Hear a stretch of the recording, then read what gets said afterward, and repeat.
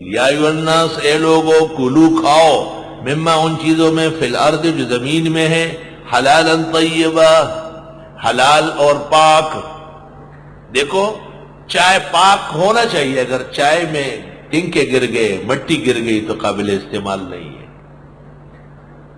دودھ پاک صاف ہو لیکن پاک ہو، اگر اس میں پیشاب مل گیا ہے تو قابل، خون کا قطرہ گر گیا، قابل استعمال نہیں رہا۔ تو حلال بھی ہو اور طیب بھی ہو۔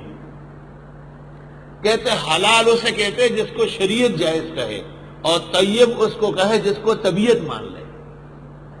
کھانا حلال ہے لیکن جو شخص سیر ہو کو چکا ہے اس کے لیے جائز نہیں ہے۔ پیٹ بھر کے کھانا کھانا فقہا کہتے مکروہ ہے۔ دوا صحت کے لیے ہے لیکن غیر مریض کے لیے قابل استعمال نہیں ہے۔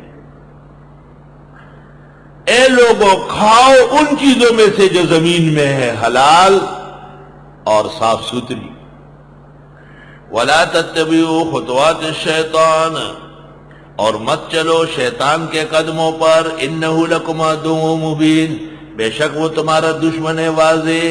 وہ کہے گا یار کتنے لوگ جھینگا کھاتے ہیں، کتنا مہنگا بک رہا ہے، کیا فرق پڑتا ہے؟ ایک گلشن والا مولوی اس کو ناجائز کہتا ہے، میں ناجائز کہتا ہوں۔ یہ قرآن کی آیت ہے۔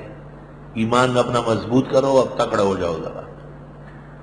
دیوبندیوں کی دارالعلوم دیوبند کے بنیاد اور تعمیر تو مولانا محمد قاسم نے کی، لیکن عقائد رشید احمد گنگوئی نے بنائے، اچھی طرح یاد رکھو۔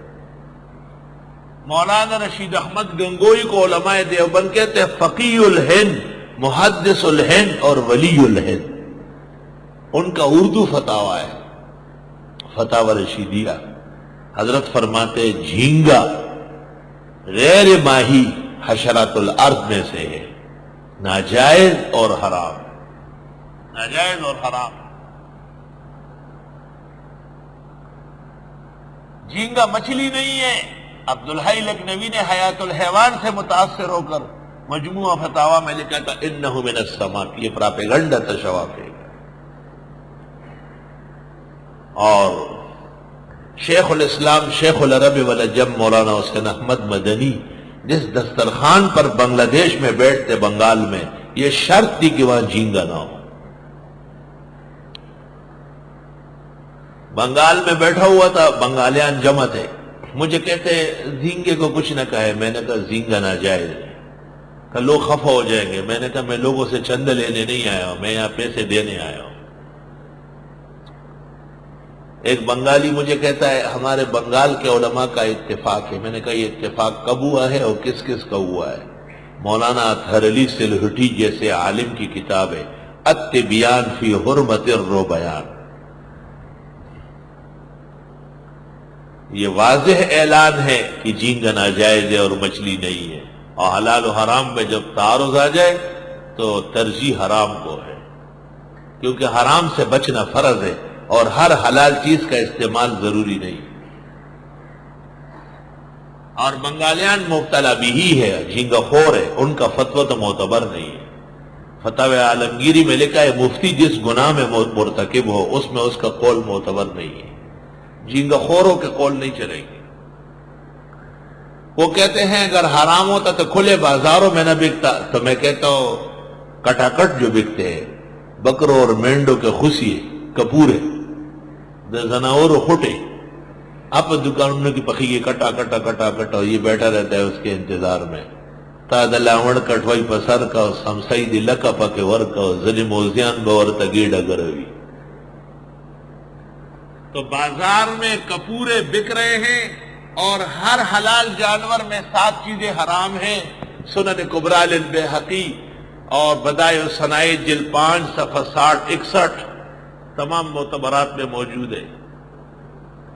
امداد الفتاوی جلد 4 صفحہ 128، ہر حلال جانور میں 7 چیزیں حرام ہیں۔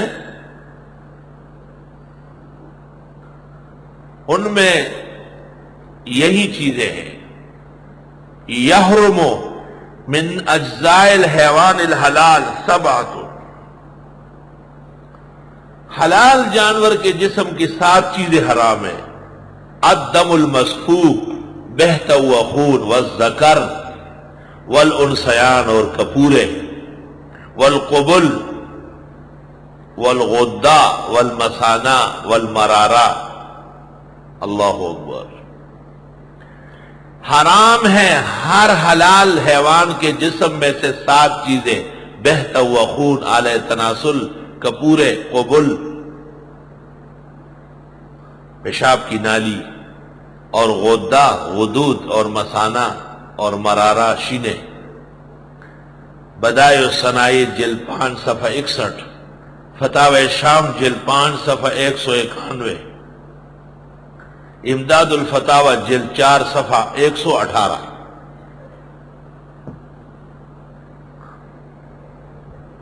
الگ تحقیق جھینگا ناجائز ہے، مچھلی نہیں ہے، اس کا ترک واجب ہے۔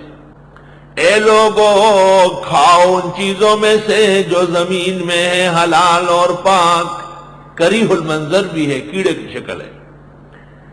وَلَا تَتَّبِعُوا خُطُوَاتِ الشَّيْطَانِ، چلنا نہیں شیطان کے قدموں پر، شیطان کی باتیں مت مانو، کھاؤ یار کیا فرق پڑتا ہے۔ إِنَّهُ لَكُمْ عَدُوٌّ مُبِينٌ، بے شک یہ دشمن ہے واضح۔ جب حرام کی دعوت دے رہا ہے تو اس سے بڑا گناہگار کون ہوگا؟